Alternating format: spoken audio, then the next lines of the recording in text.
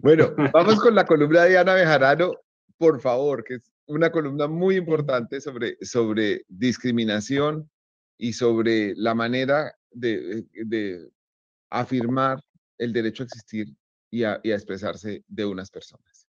Bueno, entonces esta semana tuve el gusto de entrevistar a Matilda González Gil, una activista trans para la revista Cambio.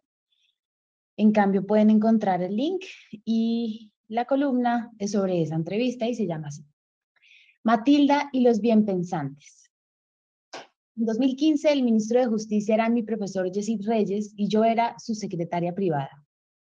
Daniel Bonilla Maldonado, uno de los padres del litigio estratégico en Colombia y otro de mis maestros, me llamó para contarme un reclamo de miembros y organizaciones de la comunidad trans.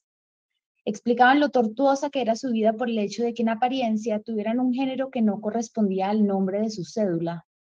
Porteros del estilo de, pero si usted parece mujer, ¿por qué su cédula dice Mateo? El trámite para cambiar el nombre era laberíntico, costoso y discriminatorio. El llamado lo abanderó, entre otras, Laura Weinstein, argumentadora irresistible, y todos pensamos que era una causa justa, así que emprendimos el camino de diseñar un mecanismo más razonable. A pesar de transfóbicos y la dificultad de conseguir una notaría en donde celebrar el primer cambio de nombre, en lo que dura un embarazo prematuro, el decreto vio la luz. Es el decreto 1227 del 2015 del Ministerio de Justicia. Desde entonces pensé que la causa trans era mía también, que como había trabajado por su igualdad, entendía sus padecimientos y consignas. Y estaba equivocada.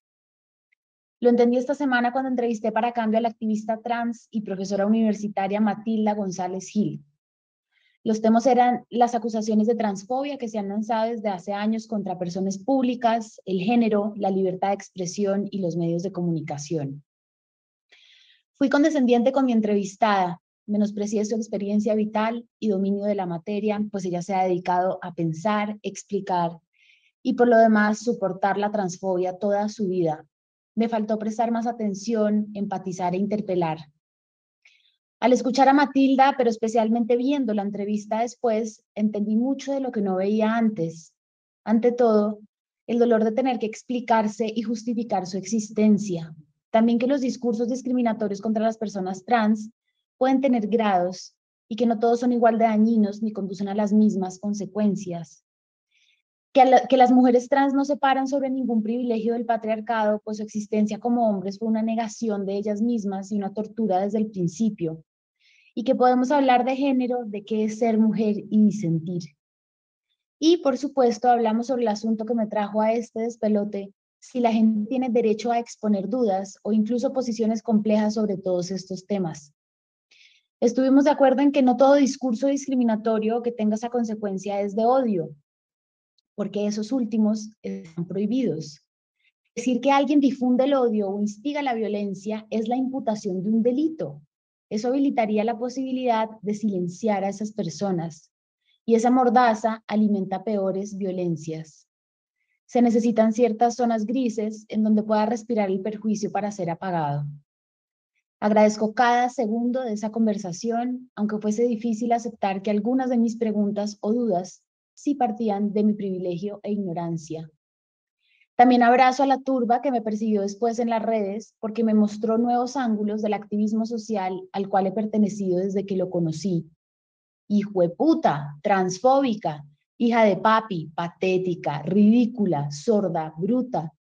Como oda de Shakira al odio, sumada a descalificaciones y descontextualizaciones de todo lo que dije. Violencia.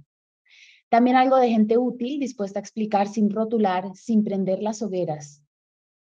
Y claro que el micrófono viene acompañado de la obligación de tener cuero, de resistir los llamados de la opinión pública cuando nos equivocamos, de entender que esas violencias son mucho más soportables que las enfrentadas por un niño que nace en Arauca en el cuerpo de una niña.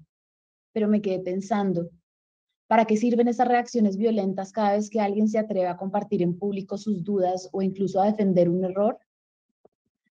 Los movimientos sociales tienen diferentes actores, unos que portan la rabia en la solapa de la camisa y otros que juegan más estratégico. Pero la mayoría de los ataques no vinieron de personas trans, sino de bien pensantes, empoderados en su corrección irrevocable. Esos que comen solo lo que se debe comer, que saben y dicen todo lo que se debe pensar, que nunca dudan ni se equivocan. Los del pensamiento superficial y fácil en cajitas perfectas y perezosas. Señores explicándome lo que yo quería decir y qué cosas podemos preguntar las feministas sobre el concepto de ser mujer o madre, de la opresión del patriarcado. Llamados a no dudar en voz alta. ¿Cómo es que pregunta algo dos veces? Y a eso, queridos bienpensantes, me resistiré hasta el final de mis días. Porque esas son las reacciones que encierran a la gente en el closet del odio y conducen a que lo revuelvan en un caldo de cultivo social. Por eso los grandes medios de comunicación y periodistas con plataformas se resisten a cubrir a fondo de sus temas, porque el linchamiento es casi ineludible. El embotellamiento de perjuicios lleva a violencias más silenciadas y dañinas. Precisamente por eso la Corte Interamericana de Derechos Humanos protege a algunas expresiones excluyentes, porque en la oscuridad son más corrosivas. Y si no tienen la intención de generar daño, su exposición a la luz hace más fácil vencerlas. Sigo creyendo que no es lo mismo que con el racismo. Si de ese fenómeno solo pueden hablar las personas racializadas, por lo menos yo me debo sentar a escucharlos. Pero entre la lucha trans y la feminista se cruzan muchos conceptos que todas las mujeres tenemos el derecho a problematizar, incluso si partimos del error.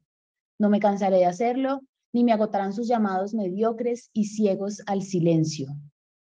Entonces me disculpan, amigas bien pensantes, que yo, una mujer cis, blanca, privilegiada, hija de sus papis, escriba todo esto en estas páginas de señores patriarcales. Pero esta es la gente a la que yo quiero convencer. Ese es el statu quo que se les escapa y que no quiere hablar en bienpensantismo, porque ustedes tampoco buscan diálogo, sino imposición. Porque quiero conquistar a los legisladores, a los jueces, a los centros de poder, y ahí jamás he sido escuchada con madrazos o absolutismos. ¿Y es que acaso no se trata de acabar la transfobia en todas partes y no solo en la corte de Twitter? Y claro, ya lo dije, pero por si las moscas, todo esto que pienso seguro se debe a lo Nandina, Monita, Gomela y todas las cosas que según ustedes me inhabilitan para preguntar sobre este tema. Afortunadamente puedo hacerlo con Matilda, quien me ayudó a mirarme con más franqueza en la pantalla.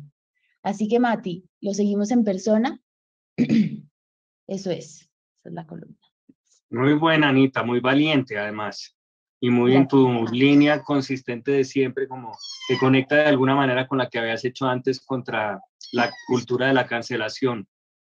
Es el mismo tema, es un poco el mismo tema, sí. Ahora hay que advertir que en un momento dado se hizo el esfuerzo de ver si Matilda podía venir, ¿no? Al programa, pero en fin, no se dieron las...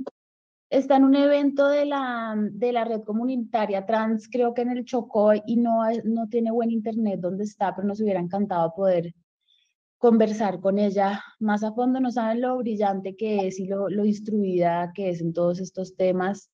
Es un placer de verdad escucharla. Quizás tengamos la oportunidad de tenerla más adelante, va a ser un gran privilegio y además entender de la realidad vivencial de estas personas que son sujetas de múltiples discriminaciones, además de las tradicionales que sufre la comunidad gay, ellas en particular sufren discriminaciones mayores.